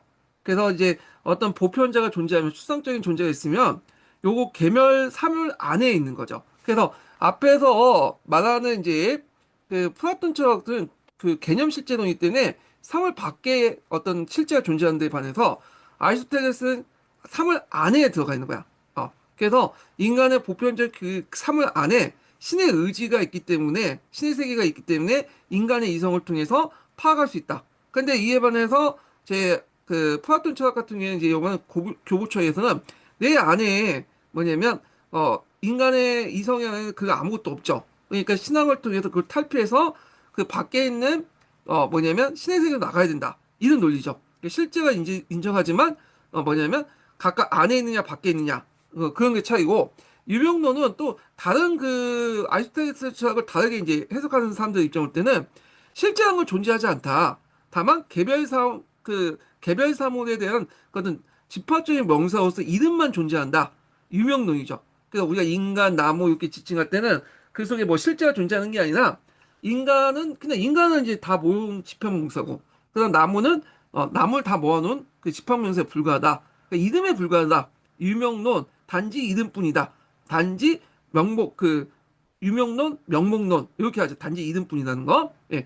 그래서 요런 식으로 얘기를 하는 입장에 볼 때는 뭐냐면 실제 자체가 상당히 논의가 자체가 어 없는 거죠. 예. 그러니까 이제 이런 그 싸움에서 유명론 또는 실제론의 논쟁 또 실제론 안에서 그 개념 실제론과 그다음에 이제 온건 실제론 관련된 논쟁 이런 걸 통해서 이제 형성돼서 만든 것이 뭐냐면 아리스토텔레스 철학, 그러니까 그 스콜라 철학이다 이렇게 보시면 되겠습니다. 그래서 이거 좀 어렵게 설명 되게 어렵긴데 요 정도만 할게요. 예. 임용에서는 굳이 좀 깊게 설명할 필요 없고 그냥 요 정도 개념만 알고 있어도 그냥 문제 푸는데 크게 지장이 없을 것 같거든요. 자, 그럼 이제 내용을 보면서 좀 얘기해 보겠습니다. 자, 먼저 이제 턱에 관련된 내용을 이제 볼게요. 자, 그래서 여기까지 이제 두 번째 단락부터 읽었죠. 자, 스콜락자들이 당면한 첫 번째 문제는 신의 종명을 존재를 증명하니다. 자, 이 문제는 스콜락 철학의 가장 핵심적인 문제인 이성과 신앙을 조화시키는 데 있다. 자, 이성을 강조한 철학은 아까 말했던 무슨 철학? 이 아리스토텔레스 철학이죠. 그 다음에 신앙을 강조한 철학은 플라톤 철학이잖아요. 자, 그래서 최초 주목할 만한 답변은 캔터베리 대주교였던 안셀모스가 이제 위에서 제시됐다. 그의 지적 노력으로 신앙을 심화시키고 불신자를 설득할 수 있다고 생각했으나 궁극적 이성보다 신앙이 앞서며 신의 존재에 의심할 여지가 없다고 생각했다. 그래서 그는 이제 결론은 나는 신앙을 위해서 지성을 구하는 것이 아니라 알기 위해서 믿는다. 이게 뭐냐면 나는 이제 신앙을 위해서 지성을 구한다. 그러니까 신앙을 알기 위해서 지성을 구한다는 건 뭐냐면 신앙을 이성을 통해서 구하는 것이 아니라 그냥 그 신앙 자체를 알기 위해서 믿는 거야. 그래서 이거는 일종의 이제 뭐냐면 그 실제론과 연결돼 있죠. 개념 실제론. 그래서 우리가 아무리 이성을 발휘해서 뭐냐면 안다고 해도 그 신앙 자체는 알 수가 없어. 그리고 그것은 이제 뭐냐면 이성을 탈피해서 신에 대해서 어떤 기도를 열심히 해서 해야지만 그 신의 그런 그 진리에 도달할 수 있다. 이렇게 이제 얘기한 거죠. 그래서 신앙을 위해서는 지성을 구하는 게 아니라 알기 위해서 믿는다. 지성은 도구를 통해서 그러니까 이성을 통해서 신앙을 알 수 있는 게 아니라 신앙 그 자체를 통해서만 우리가 이제 신의 세계에 도달할 수 있다. 이렇게 주장하죠. 그래서 이런 내용도 좀 기억을 해두시면 되고요. 자, 이와 같은 이제 두 번째 문제는 이른바 보편 논쟁의 문제다. 이게 서로 연결되어 있는데 여기에서는 신앙을 이제 관련된 내용이고 여기에서는 이제 보편 논쟁은 앞에 이제 실제론과 개념론 관련된 실제론과 유명론 관련된 내용이죠. 그래서 이는 12세기 초에 대두된 주요 철학적 가지로서 보편적 개념의 실제, 를 주장한 실제론가, 그 보편적인 것은 오직 이름뿐이라 실제하는 것은 개별적인 것은 명목론이라는 대립을 불려있고 양자의 보편 논쟁이 한다. 그래서 앞에 있는 성 안세무스에 관련된 내용도 이 보편 논쟁에 속하는 거예요. 이 사람은 이제 신앙과 이성의 논쟁 중에서 신앙을 선택했고, 그래서 개념 실제론 관련된 내용을 얘기한 거죠. 자, 근데 이제 여기에서는 이제 두 번째 이제 논쟁은 아벨라노라는 사람이 있어요. 이 아벨라노는 예전에 시험 문제 나왔던 사람이에요. 이 사람은. 그래서 아벨라는 보편적인 것은 실제하지만 그것을 내재하는 것은 개별적인 걸 떠나서 존재하지 않는다. 이 말은 뭐예요? 실제라는 것은 존재한다. 근데 그 실제라는 것이 어디 있냐? 밖에 있는 게 아니라 내 안에 있다는 거야. 그러면 이건 온건 실제론이죠. 온건 실제론 아리스토텔레스 철학이 영향을 받는 거야. 아리스토텔레스 철학. 그래서 이제 이렇게 좀 기억을 해두시면 되고, 자, 그 다음에 개별적인 것과 별개로 파악된 보편적 개념은 인간 지상의 추상의 산물이다. 자, 이건 또 뭐냐면 유명론이에요. 그래서 개별적인 거 별개로 파악된 보편적 개념은 인간 지성의 추상적인 상황이 뭐냐면 개별이 합쳐져서 만든 것이 추상적 개념이 뭐냐면 그, 그 산물이다. 이렇게 얘기한 거예요. 개별적인 것을 별개로 파악된 보편적 개념은 인간 지성의 추상의 산물이다. 이렇게 했는데 좀 어렵지만 다시 설명하면 자, 이 우리가 이제 연필이라는 거 있잖아요. 연필. 연필이라는 존재는 그 안에 실제가 있어. 어, 연필의 본 모습에 그 어떤 실제가 있어요. 눈에 보이지 않지만 그 연필의 어떤 본 모습이 있는데 이게 안에 있는 거죠. 요 부분이 이거죠. 보편적인 건 실제하지만 그 내재된 는 개별적인 떠나서 따로 존재하지 않는다. 요거는 앞에서 온건 실제론의 영향을 받은 거고. 자, 그 뒤에 개별적인 것과 별개로 파악된 보편적인 개념은 인간 지상의 추상의 산물이다. 그러니까 이제 연필이 있고 연필은 집합 명사죠, 또. 추상이라는 것은 어떤 공통된 것을 뽑아낸다는 뜻이야. 그래서 이 집합명사에 또 그 말을 이제 연필로 갖다 붙인 거야. 이건 뭐죠? 이거는 뭐냐면 명분 명목론에 불과지. 명목론, 유명론이죠. 유명론. 그러니까 오직 이름뿐이다. 그래서 이 사람은 온건실제론하고 유명론을 서로 결합시켰다. 이렇게 보시면 돼요. 서로 간 논쟁 과정에서 이렇게 보시면 되고요. 자, 이 아벨라노의 그 생각은 후에 토마스 아퀴나스에 영향을 주는데, 근데 이 아벨라노의 이제 생각이 되게 위험한 게 뭐냐면 이 유명론 때문이에요. 유명론. 왜냐면 유명론은 삼位일체에서는 설명할 수가 없어. 삼위일체에서는 1 플러스 1이 2가 아니잖아요. 1 플러스 1이 3이 될 수 있고 4가 될 수 있는 거죠. 예. 영원의 그 삼위일체에서는 설명할 수가 없는 거야. 이게 실제로만 설명되거든. 그러니까 이제 결국에 이게 잘못하면 2단어 빠질 수가 있는 거죠. 2단어로. 자, 그래서 이제 이 아벨라는 좀 내용 좀 보시면 되고요. 그 밑에 이제 아벨라는 이제 논리 구조를 좀 볼게요. 자, 그래서 스콜라 학자들은 이러한 문제를 해결하기 위해서 당면 큰 어려움은 그들의 의관 성경에 포함한 고부처의 것을 반드시 일치하지 않고 경우에 따라 날카롭게 대입하고 있는 거야. 그러니까 스콜라 철학 안에서 또 여러 가지 의견이 있다고 그러잖아. 그래서 아벨레누는 가장 그 유명한 저는 긍정과 부정에서 뭘 제시했냐? 그 당시 이제 그 당시 그 번준법적 방법론을 제시했어요. 그래서 그의 저서에는 논쟁에 대해서한 문제를 다 명제로 망라적으로 제시하고 그 하나하나에 대해서 찬반의 결론을 도출시키는 권위 있는 정보를 제시했다. 그는 대립하는 견해는 조화시키는 노력을 하지 않고 그것을 학생들에 맡겼다.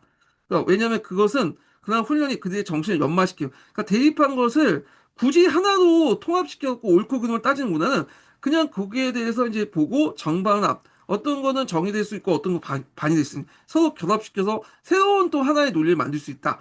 그래서 이런 방식으로 이제 하는 것이 번준법적 방법론이거든요. 그래서 정반합 여러 가지 이제 논거들을 이제 뭐냐면 이렇게 그 뭐냐면 하나의 어떤 그 결론으로 도출하는 게 아니라 그냥 그대로 인정하고 여기에 있는 정반합 여기에 뭐 정이 있고 어떤 건 또 반한 논리도 있고 이렇게 있잖아요. 이걸 하나로 이렇게 해가지고 모아가지고 이렇게 이제 서로 간의 진리에 도달하는 방법 이런 것들이 번준법적 방법이죠. 정반합의 개념이죠. 자, 그래서 구체적인 사실을 쭉 망라 제시하고 거기에 찬반의 결론을 도출할 수 있는 권위 있는 정보를 제시하면서 그 다음에 그것을 하나로 모으려고 하는 것보다는 그걸 그대로 인정하고 거기에서 새로운 하나를 또 이렇게 뽑아내는 그런 논리를 제시했다. 예. 그래서 이제 이런 내용을 했는데 구체적인 방법은 저도 잘 몰라요. 그냥 그렇게 이제 설명을 한 거고요. 자, 이런 번준법적 방법을 통해서 이제 그렇게 제시했다는 거. 그래서 아벨로니가 주장한 거는 두 가지 예라고 보시면 돼요. 하나는 뭐냐면 그 첫 번째로는 앞에서 말한 어 온건실제론과 유명론을 결합시켰다. 그죠? 그 유명론에는 그 뭐냐면 삼위일체 같은 논리를 부정하는 어떤 이단적 요소가 있었다는 첫 번째고, 그다음 연구방법론에서 이제 보면 정반합적인 어떤 번준법적 제시를 해서 어 하나하나 다 깨는 게 아니라 그대로 그걸 인정하고 거기에서 새로운 합을 이제 추론하려고 했다. 요 정도 이렇게 이해를 해주시면 되겠습니다. 자, 그런데 이제 이 아벨러너가 죽은 지 얼마 안 돼서 파리의 이제 롬베르는 아벨러너보다 더 많은 정보를 수집하고 그 정보를 정통적 신앙에 입각해서 어떻게 해석하는 걸 보여주는 주석까지 붙었는데, 이게 정거에 이제 설하고 했다. 그래서 이제 아벨라노 이론을 가지고 더 발전시켜서 거기에 주석을 붙였다 이렇게 보시면 되고요. 자, 아벨라노의 이론을 더 추가해서 더 플러스 시킨 사람이 토마스 아퀴나스야. 자, 토마스 아퀴나스는 우리가 교과서에서는 이성과 신앙의 조합이라고 이제 얘기하잖아요. 조합을 통해서 했다고 하는데, 자, 이성과 신앙의 조합 뭐냐? 요걸 넘어가기 전에 이제 이 사람은 어떤 철학적 개념을 가지고 있는가를 좀 볼게요. 일단 토마스 아퀴나스는 뭐냐면 개념 실제론을 끄집어내죠. 플라톤.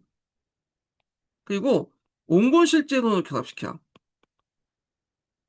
그래서 앞에서 이제 그 아벨라노는 유명론하고 온건 실제론을 결합시켰는데, 이 사람은 개념 실제 플라톤 철학가, 온건 아리스토텔레스 철학을 이제 해요. 이 사람은 이제 어떻게 하냐? 자, 이 사람은 어 그 자연적인 거와 초자연적인 걸 가지고 설명하거든요. 자, 이 초자연 얘기는 이 교과서 문장에서도 자주 볼 텐데, 여기가 이제 자연적이고 이게 초자연적이야.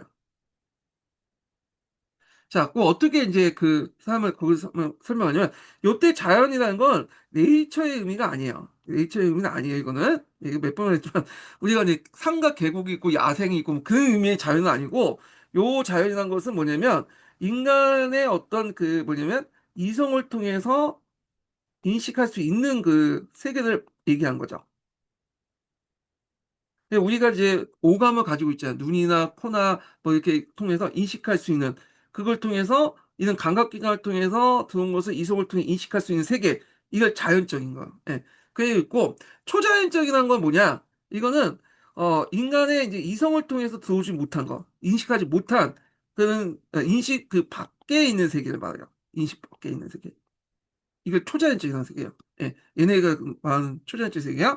그러면 이제 온건 실제론과 개념 실제론 개념을 가지고 이제 정복을 하면, 일단 온건 실제 자연적인 것은 인간의 자연적이라는 것은 이성의 인식을 통해서 인식할 수 있는 세계잖아요. 근데 이 온건 실제론에서 보면 앞에서 얘기한 것처럼 신의 의지 어는 내 마음 속에 있죠. 그러니까 이 마음을 어떻게 이성을 통해서 알 수 있는 거예요. 신의 의지를.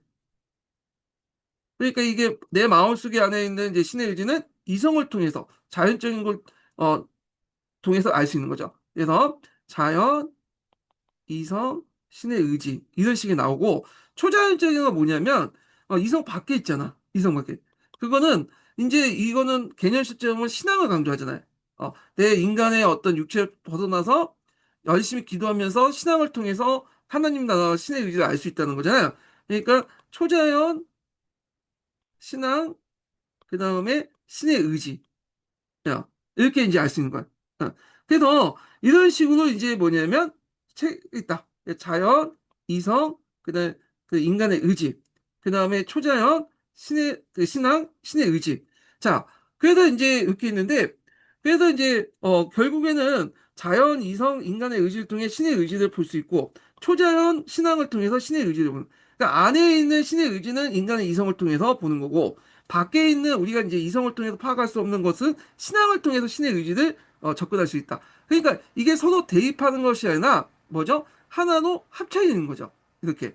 그래서 이제 합의 경로가 올라가는 거죠.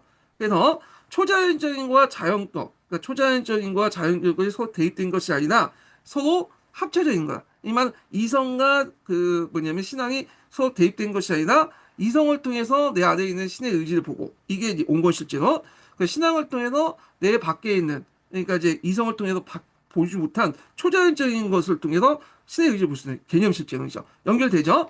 그래서 정반합에 이제 뭐냐면 개념이 나타났다. 그래서 서로 대입된 게 아니라 이성과 신앙은 서로 대입된 게 아니라 서로 조화를 이룬 거다. 이렇게 얘기해요. 안을 통해서 안에 있는 신의 의지는 인간을 통해서 본 거고, 그 다음 이성을 통해서 본 거고, 밖에 있는 초자연적인 어떤 그 신의 의지는 이거는 이제 신앙을 통해서 접근해서 볼 수 있는 거다. 자, 이런 식으로 이제 주장했다. 그러니까 이 정반에 관련된 내용 이제 이해가 되시겠죠? 예. 그래서 아벨라로의 이제 뭐냐면 방법론을 받아들이고 다만 아벨론에서 온건 그 명목론을 빼버리고 유명론 빼버리고 거기에 개념 실제를 집어넣어서 온건 실제론 집어넣고 이게 정목을 시켰다 이렇게 보시면 되겠습니다. 좀 어려운 얘기긴 한데 요 정도 이렇게 자세하게 알고 싶은 분들은 그냥 관련된 그 유튜브 영상을 보면 잘 나왔으니까 요 정도만 설명하고 넘어갈게요. 예. 그래서 토마스 아퀴나스는 12세기 후반에 그 전모가 소개된 아리스토텔레스 철학 체계를 수용하면서 그 앞에서 보면 그 개념 온건 실제론이죠. 그것이 제기된 새로운 도전을 극복하고 스콜라 철학을 대등시킨 학자가 토마스 아퀴나스였다. 자, 아퀴나스는 이탈리아 출신으로서 도미니쿠스 파스토사가 되어 파리 대학에서 이제 신학을 강의했다. 자, 이 파리 대학 관련된 내용이 예전에 기출에 나왔죠. 여기. 자, 그는 50세 미만에 사망하였으나 오늘의 인생에 의해 출판 후 32권에 달하는 많은 저작을 남겼다. 특히 신학대전 요거 예전에 기출문에 나왔으니까 외워두시고요. 그래서 서로 상충된 대립적인 의견 제시는 통하여 문제를 해결하는 아벨의 번주법 방법을 가장 훌륭한 성과를 보하고 있다. 그래서 정, 신학, 그다음 초자연, 이거, 그다음 반은 아까 이성, 그다음에 자연 이런 것들이 서로 대립된 게 아니라 서로 부족한 부분을 이제 메꿔주면서 신의 의지에 도달할 수 있는 양날의 칼이다. 이렇게 이제 보시면 되겠습니다. 예. 자, 그래서 아퀴나스는 잠깐만 이제 좀 볼게요.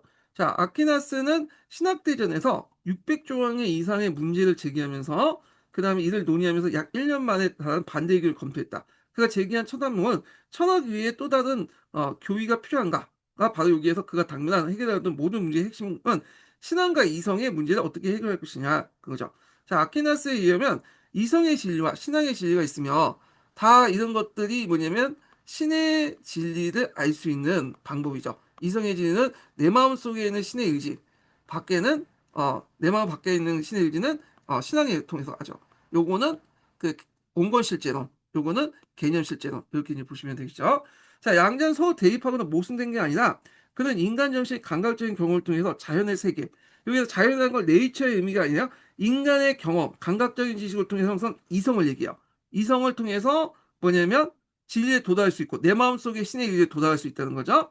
그래서 아리스토텔레스 철학을 전면적으로 받아들인 반면에 그 다음에 그는 자연적 세계 그러니까 인간의 어떤 감각을 통해서 형성된 이성 외에도 그 이성을 통해서 파악하지 못한 그 세계 있잖아요. 초자연적 세계죠. 그래서 초자연적 진리가 있으며 그거는 오직 신의 은총인으로서 인간에 계시되면 인간의 계시됨으로써 인간은 이를 인지할 수 있는 것이다. 그러니까 신앙을 통해서만 그 신의 은총 바깥에 있는 이제 인간의 신의 의지를 파악할 수 있는 거야. 서로 간에 이제 뭐냐 조화를 이룰 수 있는 거죠. 그래서 아퀴나스에게 있어 이는 초자연적 진리는 자연계에 관한 지식과 모순된 이 없을 뿐 아니라 자연의 진리를 서로 보완하고 완성된 거다. 서로 대입된 것이 아니라 서로가 연결된 거다. 그의 말 때는 은총은 자연을 파괴한 것이 아니라 오히려 완성한다. 은총을 통해서 내가 뭐냐면 인식하지 못한 세계를 통해서 신의 의지를 알 수 있는 거고 그 다음에 또 밖에 있던 이성을 안에 통해서 이성에 있는 것을 통해서 안에 있는 뭐냐 신의 의지를 알 수 있는 거죠. 그래서 밖에 있는 거는 신앙의 그 신의 의지는 은총이죠. 은총은 이제 그 뭐냐면 내가 신앙을 통해서 그리고 내 자연적으로 알 수 있는 거 인간의 이성을 통해서 이제 알 수 있는 건 내 안에 있는 신의 의지는 자연적이고 인간의 이성을 통해서 알 수 있는 거다. 그래서 서로 파괴하는 게 아니라 완성시킨 거다. 이렇게 보시면 되겠습니다. 예. 자, 그 다음에 아퀴나스는 이 아리스토텔레스 철학을 또 윤리학과 정치학 같은 데에서 이제 적용을 시키려고 했어요. 여기 보겠습니다. 자, 아퀴나스 아리스토텔레스 윤리학 정치학을 당시 기독교 사회 필요에 적용했다. 그런 인간의 진정한 목적은 지상에서 행복을 한 상태의 달성이며 합리적 윤리 체계는 이 목적을 달성을 가능하다고 봐서 아리스토텔레스의 견해를 기꺼이 이제 했고, 자, 이거는 이제 뭔가 인간과 자연적이고 이런 형상적인 것들을 얘기한 거고, 근데 인간의 목적은 그것만이 아니라고 덧붙였다. 인간은 눈에 보이는 것뿐만 아니라 눈에 보이지 않는 것까지 이제 하잖아. 신의 세계로 나가려 하잖아요. 그러면서 지상의 어떤 그 목적은 바로 여기에 있으며, 내세에서 인간의 구제는 아리스토텔레스의 자연적인 덕만 하는 게 아니라 신앙과 자연은 기독교적을 그리스도기 그리스도기적인 덕을 요구하는 거다. 이것도 마찬가지로 여기는 이성, 여기는 신앙. 그러니까 여기는 아리스토텔레스 철학, 여기는 플라토 철학 둘을 이제 접목을 시켰죠. 그래서 이것도 아까 얘기한 것처럼 그런 번증법적인 어떤 원리를 적용했다 이렇게 보시면 되고요. 자, 국가라는 개념도 이렇게 설명해요. 국가가 인간에 있어서 자연스러운 것임을 신인하고 국가 권력의 형태도 자연과 인간의 필요에 따라서 합리적 성찰로서 결정된 문제로 하였다. 이때 자연이라는 건 우리가 네이처의 의미가 아니라 인간의 감각적 지식을 통해서 형성된 이성적인 어떤 세계관을 통해서 파악할 수 있는 형상을 얘기한 거야. 자연적인 건 인간의 어떤 감각적인 경험을 통해서 감각적인 감각을 통해서 만들어진 경험을 통해서 만들어진 이성을 통해서 파악할 수 있는 세계를 자연이라고 하죠. 자, 이거는 아리스토텔레스적이죠. 그는 인간이 지상에서 행복만을 추구한다면 국가만이 족하겠지만 인간에게는 내세와 신의 생활과 신과의 생활이 보다 높은 초자연적인 목적이 있다. 초자연이라는 것은 우리 인간을 통해서 인간의 이성을 통해서 파악하지 못하는 그런 밖에 있는 세계를 얘기하죠. 그때 이제 있고 이게 교회가 이 목적을 인간의 인도하기 위해서 필요한 것이 하겠다. 자, 여기서 볼 수 있듯이 여기는 이성, 여기는 신앙, 여기는 자연을 통해서 이성을 통해서 파악한 자연적 세계, 여기는 이성 밖에 있는 파악하지 못한 초자연적 세계 이렇게 보시면 되겠습니다. 자, 그래서 아퀴나스는 더 이상 상세하게 이제 정치 사상을 전개하지 않았고 교회와 국가의 관계에 관한 그의 입장도 예민한 것이었지만 그가 아리스토텔레스의 정치 사상을 일단 인정하면서 다는 사실은 후에 정치 사상이 독자적인 발전에 공헌할 수 있다. 그러니까 신앙에서 분리해서 하나의 학문으로서 정치학이 확립되는 어떤 단초를 제공해줬다? 이렇게 보시면 돼요. 예전엔 신앙과 정치가 같이 연결돼 있잖아요. 근데 아리스토텔레스 철학에 들어오면서 현실적인 어떤 인간의 어떤 이성을 통해서 파악된 자연적 형상에 대한 국가관과 그 다음에 이제 또 앞에서 윤리학 같은 걸 제시하면서 윤리와 그 다음에 정치 사상이 뭐냐면 그 신앙에서 분리할 수 있는 어떤 단초를 제공했다. 예전에 결합도 있었는데 이렇게 이제 보시면 되겠습니다. 자, 그래도 아퀴나스의 사상이 당시에 있어서 여러 신앙 체계 중에 하나에 불과했다고 하더라도 그가 아리스토텔레스 철학을 수용하면서 당대의 모든 중요한 문제를 가감하게 지적하며 지적으로 검토하면서 이성과 신앙을 조화시키려고 하는 노력한 사실이 높이 평가되어야 할 것이다. 그의 사상이 후에 카톨릭 교회의 공식 철학이 된 이유도 여기 있다. 그래서 카톨릭 철학에서는 보면 이제 이성과 신앙의 조화.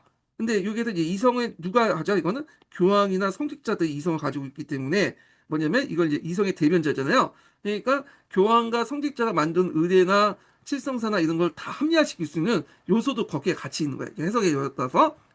그래서 이제 정리해서 얘기하면 토마스 아퀴나스는 종전의 스콜라 철학을 이제 접목을 시켜가지고 그 당시 개념 실제론, 플라톤 철학과 아리스토텔레스 철학, 온건 실제를 접목시켰고 개념 실제론에서 그런 초자연적 세계는 신앙을 통해서 그 다음에 온건 실제론에서 자연적 세계는 인간의 이성을 통해서 볼 수 있고 이것이 대입된 것이 아니라 앞에 아벨로노의 어떤 이제 그 범증법적 반복론을 통해서 서로 간의 부족한 걸 채워주는 거다.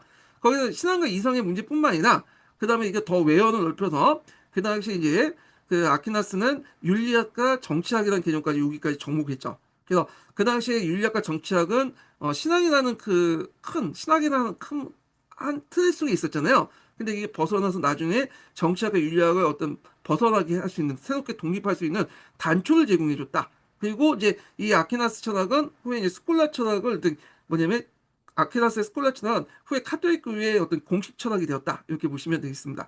그리고 나중에 다시 나중에 얘기했지만 이 개신교도 있죠. 이 개신교는 요 아퀴나스가 만드는 카톨릭 교회의 어떤 철학을 깨는 데서 이제 출발해요. 다시 요 이성적인 부분을 이제 뭐냐면 없애버리고 신앙을 다시 강조하죠. 신앙. 이성을 너무 강조하면 카톨릭 교회가 그 이성을 대변하고 있잖아요, 인간의. 그러니까 신앙을 하면서 모든 신이 오는 그 하나님이 모든 걸 결정한다는 예전에 교부 철학적인 어떤 플라톤 철학적인 방향으로 또 나가게 돼요. 예, 요건 나중에 다시 좀 설명하겠습니다. 자, 그래서 좀 어려운 부분이지만 일단은 이렇게 대충 한번 설명을 해봤습니다. 자, 그 다음에 다음 시간에는 이제 요 관련된 또 내용이 있어. 서계에 관련된 내용이 있거든요. 오늘 이제 시간 관계 서계까지는 다 못 읽고요. 다음 시간에는 이 스콜라 철학 부분 중에 석유와 관련된 내용을 한번 읽어보겠습니다. 자, 오늘 이제 그 강의 끝까지 듣느라고 수고하셨고요. 예, 그 다음 주에 뵙겠습니다. 예.